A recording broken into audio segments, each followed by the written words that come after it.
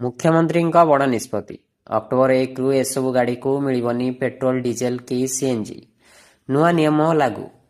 ସୂଚନା ଅନୁସାରେ ରାଷ୍ଟ୍ରୀୟ ରାଜଧାନୀ କ୍ଷେତ୍ରରେ ବାୟୁ ପ୍ରଦୂଷଣ ବିରୋଧରେ ଏକ ନିର୍ଣ୍ଣାୟକ ଏବଂ ବଡ଼ ପଦକ୍ଷେପ ଗ୍ରହଣ କରି ରାଜ୍ୟ ସରକାର ନୋ ପିୟୁସିସି ନୋ ଫୁଏଲ ନିୟମ ଲାଗୁ କରିବାକୁ ବଡ଼ ନିଷ୍ପତ୍ତି ନେଇଛନ୍ତି।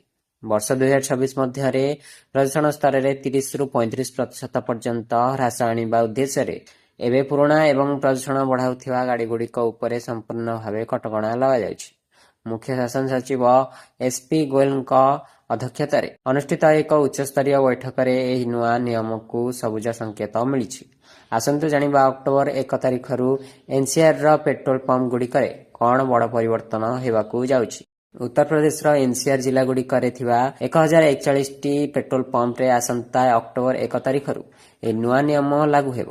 ଯଦି ଆପଣଙ୍କ ଗାଡ଼ିର ବୈଧ ପ୍ରଦୂଷଣ ନିୟନ୍ତ୍ରଣ ପ୍ରମାଣପତ୍ର ନାହିଁ, ତେବେ ଆପଣଙ୍କୁ ପେଟ୍ରୋଲ ପମ୍ପରୁ ପେଟ୍ରୋଲ, ଡିଜେଲ କିମ୍ବା ସିଏନ୍ଜି ଦିଆଯିବ ନାହିଁ। ବାୟୁର ଗୁଣବତ୍ତା ସୁଧାରିବା ପାଇଁ ସରକାରଙ୍କ ପକ୍ଷରୁ ଏହି ପଦକ୍ଷେପ ନିଆଯାଇଛି। ଏହି ନୂଆ ନିୟମକୁ କଡ଼ାକଡ଼ି ଭାବେ ଲାଗୁ କରିବା ପାଇଁ ଏନ୍ସିଆର୍ର 1041ଟି ପେଟ୍ରୋଲ ପମ୍ପରେ automatic number plate recognition camera ଲଗାଯିବ। ଯେମିତି ହିଁ କୌଣସି ଗାଡ଼ି ତେଲ ପକାଇବା ପାଇଁ ପେଟ୍ରୋଲ ପମ୍ପ ଭିତରକୁ ପ୍ରବେଶ କରିବ, ଏହି ହାଇଟେକ୍ କ୍ୟାମେରା ଗାଡ଼ିର ନମ୍ବର ପ୍ଲେଟ୍କୁ ସ୍କାନ୍ କରିନେବ।